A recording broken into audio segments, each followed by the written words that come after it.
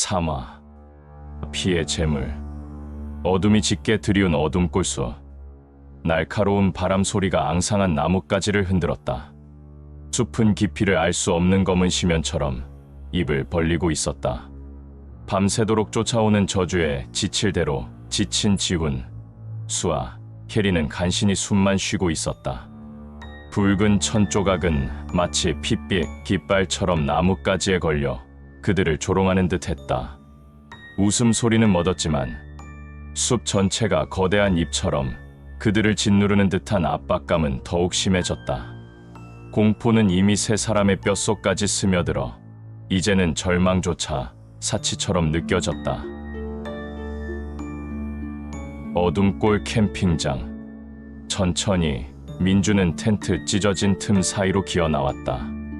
어둠 속에서 그의 하얀 얼굴과 붉게 젖은 칼날이 달빛에 번뜩였다. 텐트 안의 역한 냄새와 달리 밖은 축축한 흙냄새와 풀냄새가 섞여 있었다. 하지만 민준에게는 그 어떤 냄새도 느껴지지 않는 듯했다. 그의 텅 빈 눈은 오직 피를 향하고 있었다. 민준은 짐승처럼 코를 킁킁거렸다. 희미하게 바람에 실려오는 다른 텐트들의 존재를 감지하려는 듯했다. 그의 발걸음은 소리 없이 조용했다. 마치 그림자처럼 캠핑장 사이를 미끄러져 나갔다. 찢어진 텐트 조각들이 바람에 나부끼는 소리, 나뭇잎 스치는 소리, 멀리서 들리는 부엉이 울음소리만이 정적을 깨뜨릴 뿐이었다. 갑자기 민준의 발걸음이 멈췄다. 그의 텅 빈 눈이 한 곳을 향했다. 작은 랜턴 불빛이 새어나오는 옆 텐트였다. 희미하게 사람들의 속삭이는 소리도 들려왔다. 오늘 밤은 정말 무서웠어. 자꾸 텐트 밖에서 뭔가 움직이는 것 같지 않아? 괜찮아. 그냥 바람 소리겠지. 어서 자자. 민준의 입가에 섬뜩한 미소가 더욱 짙어졌다. 그의 손에 들린 칼날이 달빛에 번쩍였다. 굶주린 짐승이 먹잇감을 발견한 순간이었다. 그는 천천히 그러나 멈추지 않고 옆 텐트로 발걸음을 옮겼다. 바람에 실려오는 텐트 안 사람들의 숨소리가 그의 귓가에 굶주림을 더욱 자극하는 듯했다. 텐트 바로 앞에 다다른 민주는 숨을 죽였다. 그의 텅 빈 눈은 찢어진 텐트 틈 사이로 텐트 내부를 엿보았다. 랜턴 불빛 아래 두 개의 그림자가 흔들리고 있었다. 민주는 칼날을 든 손을 천천히 들어 올렸다. 그리고 한편 서울. 새벽의 어둠을 뚫고 내 가족의 차량이 어둠골 숲 입구에 도착했다. 지훈의 아버지, 수아의 언니, 혜린의 부모님, 민준의 부모님. 굳게 담은 입술, 핏발 선 눈, 그들의 얼굴에는 밤새도록 지새운 고통과 불안, 그리고 결연함이 뒤섞여 있었다. 경찰도 포기한 실종 사건, 지도에도 없는 캠핑장, 섬뜩한 어둠골수. 그 모든 미스터리 속으로 부모들은 망설임 없이 발을 내딛었다. 숲은 낮에도 음산했다. 햇빛은 빽빽한 나무들에 가려 힘없이 흩어졌고 숲 바닥은 축축한 습기로 가득했다. 어젯밤 아이들이 느꼈을 공포를 짐작하며 부모들은 무거운 침묵 속에서 숲길을 걸었다. 나뭇가지에 걸린 붉은 천조각이 가장 먼저 그들의 눈에 들어왔다. 섬뜩한 붉은색은 마치 불길한 징조처럼 느껴졌다. 수아의 언니는 떨리는 손으로 천 조각을 움켜쥐었다. 차가운 감초, 핏빛 색깔, 그것은 악몽의 시작을 알리는 표식과 같았다. 부모들은 흩어져 아이들의 흔적을 찾기 시작했다. 지훈의 아버지는 능숙하게 주변을 살폈고 수아의 언니는 아이들의 이름을 애타게 불렀다. 캐린의 어머니는 눈물을 멈추지 못했고 민준의 아버지는 굳은 얼굴로 숲을 훑어보았다. 희미하게 끊어진 발자국, 꺾인 나뭇가지, 버려진 물건 하나하나가 절망적인 상황을 더욱 실감하게 만들었다. 숲은 아이들의 흔적을 삼켜버린 듯 그 어떤 희망도 보여주지 않았다. 다시 숲속. 지훈, 수아, 캐리는 낡은 돌무덤, 죄인들의 무덤 앞에 멈춰 섰다. 밤의 어둠 속에서 흉물처럼 느껴졌던 돌무덤은 낮에도 여전히 음산했다. 하지만 이번에는 달랐다. 울림은 점점 커지는 대신 묘하게 잦아들기 시작했다. 마치 멀어지는 듯 희미해졌다. 수아와 혜리는 여전히 공포에 질려 떨고 있었지만 지우는 뭔가 이상함을 감지했다. 울림의 방향이 숲속 깊은 곳이 아니라 자신들의 머릿속에서 울리는 듯한 느낌이 들었다. 지우는 책에서 눈을 떼고 주변을 둘러보았다. 햇빛은 여전히 숲을 비추고 있었고 새들은 지저귀고 있었다. 돌무덤은 음산했지만 낮의 풍경은 밤처럼 압도적인 공포감을 주지는 않았다. 어쩌면 착각이었을까? 밤의 공포가 너무 강렬해서 아직도 그 잔상이 남아있는 것일까?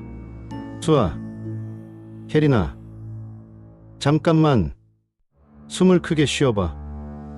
지우는 떨리는 목소리로 말했다. 수아와 혜리는 울먹이며 숨을 헐떡였다. 울림 사라졌어. 느껴져? 지훈이 조심스럽게 물었다. 수아는 숨을 고르며 귀를 기울였다. 글쎄, 잘 모르겠어. 아직도 왠지 웅웅거리는 것 같기도 하고. 혜리는 눈물을 글썽이며 말했다. 나도 아직도 머리가 멍해. 계속 소리가 들리는 것 같아. 지우는 불안해졌다. 소리가 실제로 사라진 것이 아니라 자신들만 듣지 못하게 된 걸까? 아니면 소리가 외부에서 오는 것이 아니라 자신들의 머릿속에서 만들어지고 있는 것일까? 그때 수아가 갑자기 비명을 질렀다. 야, 저것 봐. 인형이 움직였어. 수아는 손가락으로 상자 속 인형을 가리켰다. 혜린도 질겁하며 인형을 바라보았다. 맞아. 봤어. 인형 눈이 우리를 쳐다봤어. 분명히 봤어. 지우는 숨을 멈추고 인형을 바라보았다. 인형은 여전히 상자 안에 웅크리고 있었다. 검은 구멍 뚫린 눈은 허공을 응시하고 있었고 실로 꿰매어진 입은 굳게 다물려 있었다. 움직임 같은 건 느껴지지 않았다. 수아, 혜린아, 인형 안 움직였어. 가만히 있잖아. 지우는 최대한 침착하게 말했다. 하지만 수아와 혜리는 격렬하게 고개를 저었다. 아니야. 봤어. 분명히 봤어. 인형이 눈을 깜빡였어. 그리고 웃었어. 수아는 울먹이며 말했다. 혜리는 공포에 질린 눈으로 덧붙였다. 맞아. 웃었어. 섬뜩하게 우리를 비웃었어. 지우는 다시 인형을 자세히 살펴보았다. 인형의 꿰매어진 입술, 정말 희미하게, 아주 희미하게 입꼬리가 올라간 것 같기도 했다. 햇빛의 각도 때문일까? 아니면 지훈의 머릿속에서 우웅하는 울림이 다시 시작되었다. 이번에는 이전보다 훨씬 작고 날카로운 금속성 울림이었다. 마치 귓가에 바늘을 꽂는 듯한 고통과 함께 한청이 들려왔다. 봐. 움직이잖아. 묻잖아. 저주가 시작됐어. 환청은 수아와 혜린의 목소리였다. 하지만 동시에 지훈 자신의 생각이기도 했다. 공포가 극에 달하자 환청과 현실의 경계가 흐릿해지고 있었다. 돌무덤, 인형, 책, 그리고 숲 전체가 거대한 환각처럼 느껴졌다. 어쩌면 저주는 외부의 존재가 아니라 자신들의 공포가 만들어낸 환상일지도 모른다. 수아와 혜리는 이미 패닉 상태에 빠져 있었다. 서로를 부둥켜 안고 비명을 지르고 있었다. 지우는 책을 움켜쥐었다. 현실인지 환상인지 알 수 없는 공포 속에서 그는 마지막 이성을 붙잡으려 했었다. 하지만 머릿속의 울림은 점점 커져갔고 눈앞의 풍경은 점점 더 일그러져 갔다. 저주는 이미 시작되었는지도 모른다. 자신들의 마음 속에서 부모들은 숲속 깊숙이 들어왔지만 아이들의 흔적은 찾을 수 없었다. 점점 더 짙어지는 불안감, 사라져가는 희망, 그리고 숲이 주는 섬뜩한 기운.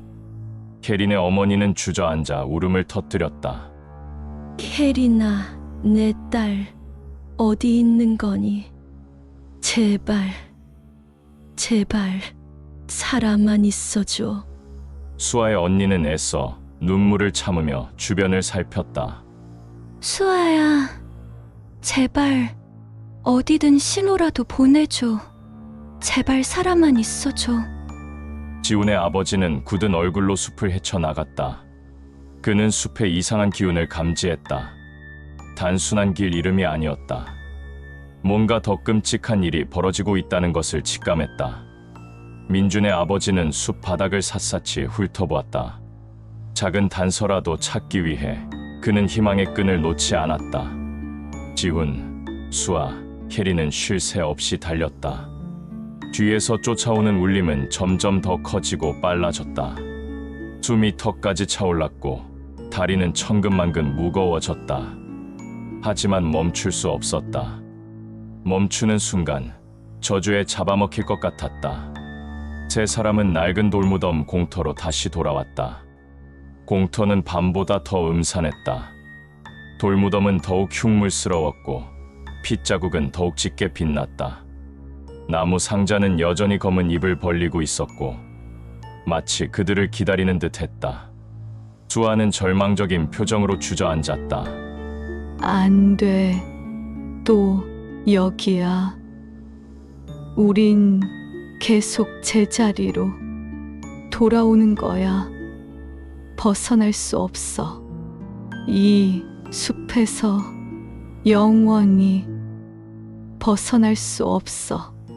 혜리는 울먹이며 말했다. 저주, 정말 저주야. 우린 이제 끝났어. 죽을 거야. 여기서 저주받아 죽을 거야. 지우는 절망감에 휩싸였지만 애써 침착함을 유지하려 했다. 아니야. 포기하지 마. 아직 방법이 있을 거야. 우린 살아나갈 수 있어.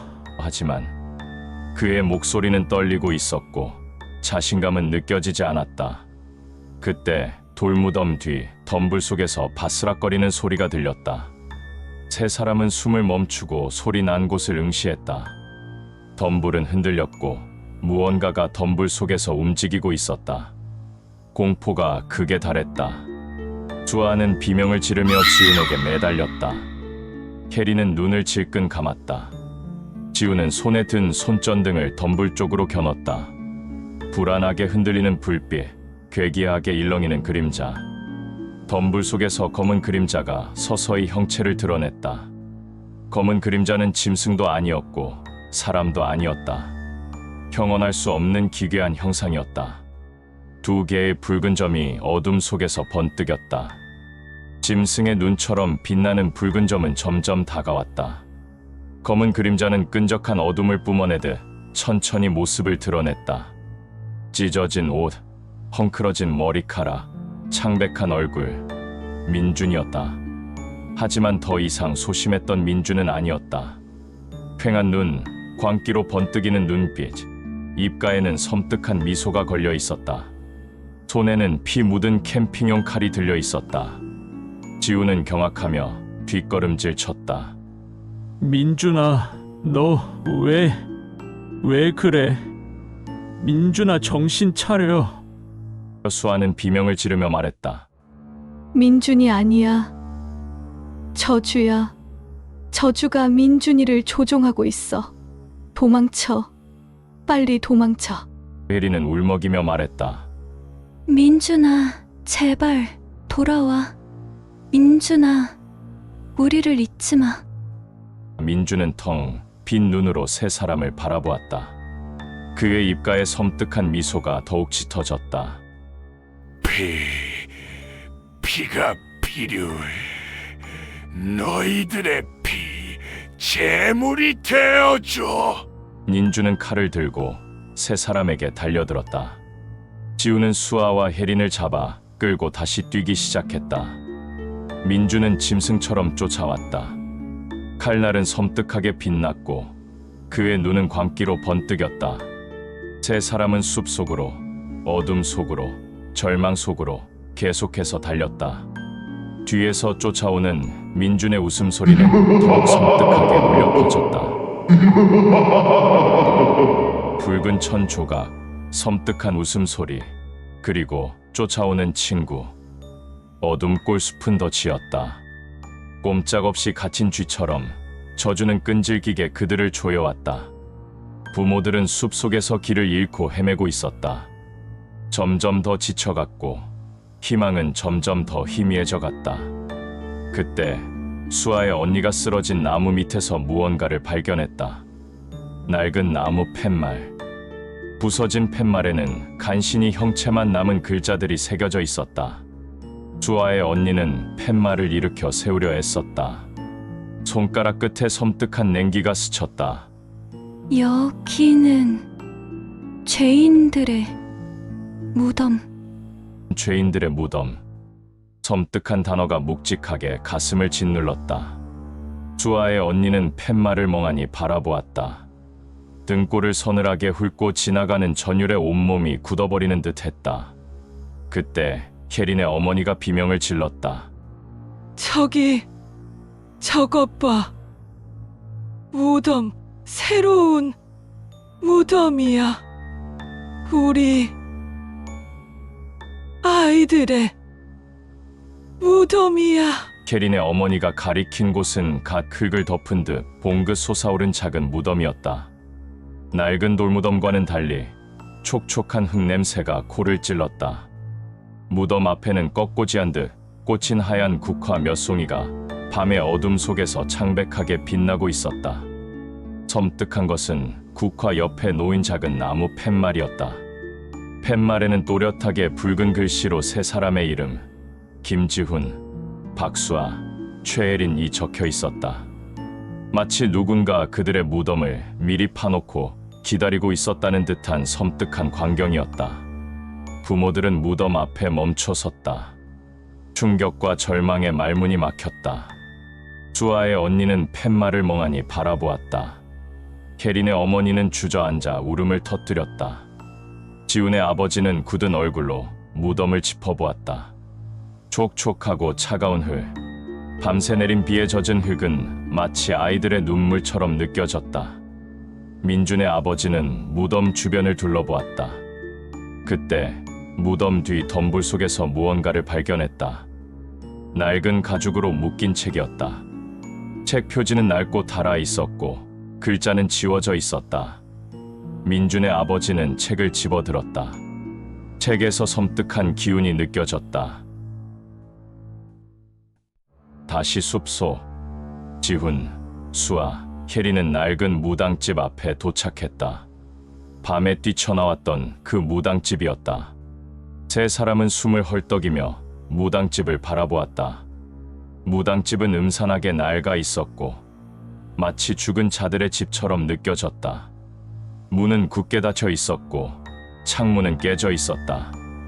무당집 주변은 핏빛 붉은 천 조각들로 뒤덮여 있었다. 마치 무당집 자체가 저주의 근원지인 것처럼 느껴졌다. 지우는 무당집 문을 두드렸다. 계세요. 무당님, 계세요. 저희 좀 살려주세요. 제발 저희를 저주에서 구해주세요. 하지만 무당집 안에서는 아무런 대답도 들려오지 않았다.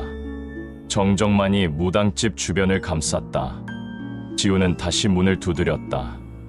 더욱 간절하게, 더욱 절박하게.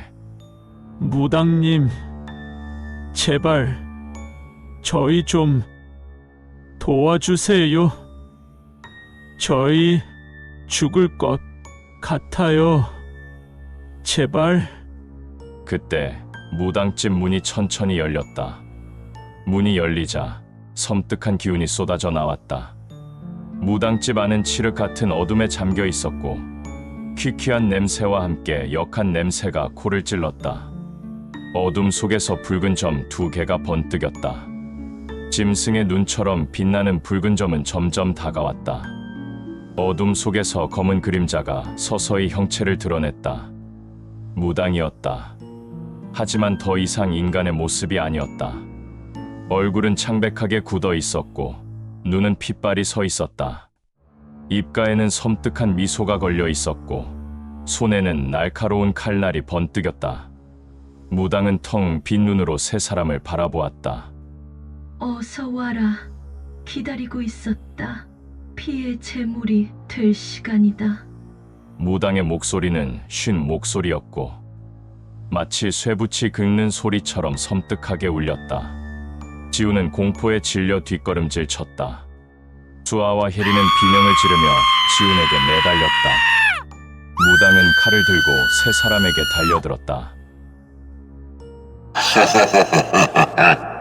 무당의 웃음소리는 섬뜩하게 울려 퍼졌다. 지우는 수아와 혜린을 잡아 끌고 다시 뛰기 시작했다. 무당은 짐승처럼 쫓아왔다. 칼날은 섬뜩하게 빛났고 무당의 눈은 광기로 번뜩였다. 세 사람은 숲속으로, 어둠 속으로, 절망 속으로 마지막 힘을 다해 달렸다. 뒤에서 쫓아오는 무당의 웃음소리는 점점 더 크게 울려 퍼졌다. 피의 제물. 피의 제물.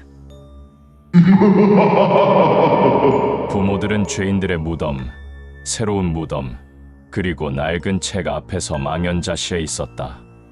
그때 민준의 아버지가 낡은 책을 펼쳐들었다. 그는 책 속의 그림들을 훑어보았다. 기괴한 문양, 핏빛 십자가, 짐승의 형상, 그리고 사람의 뼈 그림. 그는 그림들을 보며 무언가를 깨달았다. 그의 얼굴은 점점 굳어갔고 눈빛은 점점 더 어두워졌다.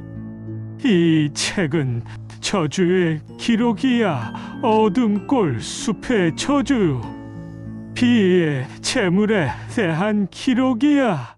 민준의 아버지는 떨리는 목소리로 말했다. 다른 부모들은 그의 말을 이해할 수 없었다. 저주. 피의 제물. 그게 무슨 말이에요? 수아의 언니는 불안한 듯 물었다. 민준의 아버지는 책을 덮으며 말했다. 어둠골 숲은 저주받은 땅이야. 옛날 옛적부터 죄인들의 피로 물든 땅. 이 숲은 피를 원해. 피의 재물을 원해. 아이들은 저주의 재물이 된 거야. 그의 말은 충격적이었다. 부모들은 믿을 수 없다는 듯 서로를 바라보았다. 말도 안 돼. 저주라니. 미신일 뿐이에요. 그럴 리 없어. 혜린의 어머니는 절규하듯 말했다. 하지만 민준의 아버지의 얼굴은 굳어 있었다. 미신이 아니야. 진짜 저주야.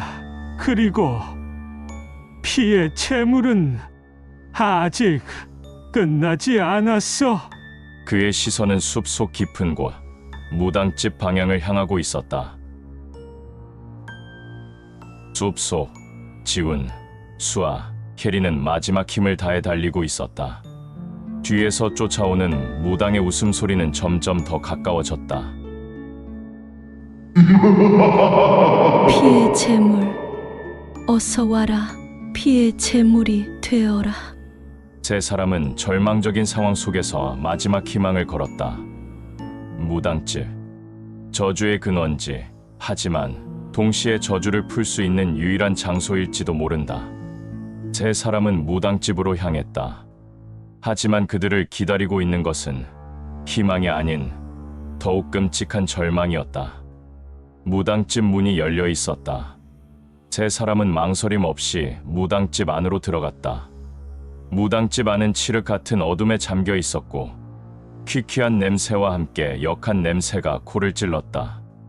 어둠 속에서 붉은 점 2개가 번뜩였다. 무당이었다. 무당은 칼을 들고 세 사람을 기다리고 있었다. 잘 왔다. 피의 제물들아. 이제 저주를 완성할 시간이다. 무당의 목소리는 섬뜩하게 울렸다. 지훈, 수아, 캐리는 무당을 멍하니 바라보았다. 공포, 절망, 그리고 무력감. 그들은 더 이상 도망칠 힘도, 싸울 힘도 남아있지 않았다. 그들은 저주에 굴복할 수밖에 없는 존재였다. 무당은 칼을 높이 들었다. 칼날은 섬뜩하게 빛났다. 피의 제물 바쳐라. 어둠골 숲에 영원한 저주를. 무당은 칼을 내리쳤다. 날카로운 칼날이 어둠 속을 갈랐다. 비명, 절규, 그리고 침묵. 무당집 안은 칠흑 같은 어둠에 잠겼고 고요함만이 무당집 주변을 감쌌다. 밤은 깊어지고 어둠은 더욱 짙어졌다. 어둠골 숲은 영원히 깨어나지 않을 악몽처럼 침묵 속에 잠겨 있었다. 캠핑장은 텅 비어 있었다. 찢어진 텐트, 흩어진 캠핑 장비, 꺼진 캠프파이어. 모든 것이 끔찍한 밤의 흔적을 보여주고 있었다. 캠핑장 주변은 쥐 죽은 듯 고요했고 정적만이 텐트 주변을 감쌌다. 어둠 속에서 희미한 그림자가 배회했다. 민준이었다. 하지만 그는 더 이상 인간이 아니었다. 텅 빈 눈, 창백한 얼굴, 광기로 번뜩이는 눈빛. 손에는 피 묻은 캠핑용 칼이 들려 있었다. 입가에는 섬뜩한 미소가 걸려 있었다. 민주는 텅 빈 눈으로 캠핑장을 둘러보았다. 그리고 숲속 깊은 곳을 응시했다. 그의 텅 빈 눈은 마치 무언가를 기다리는 듯 했다. 저주 영원히 계속될 것이다. 민준의 목소리는 바람에 실려 숲속으로 흩어졌다. 어둠골 숲의 저주는 영원히 끝나지 않을 악몽처럼 계속될 것이다.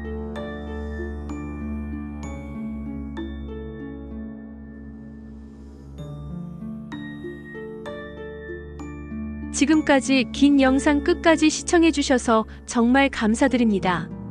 이 영상이 재미있으셨다면 구독, 좋아요, 알림 설정 해주시면 영상을 만드는데 정말 큰 힘이 됩니다. 그럼 다음 영상에서 더 좋은 영상으로 찾아뵙겠습니다. 즐거운 하루 되세요.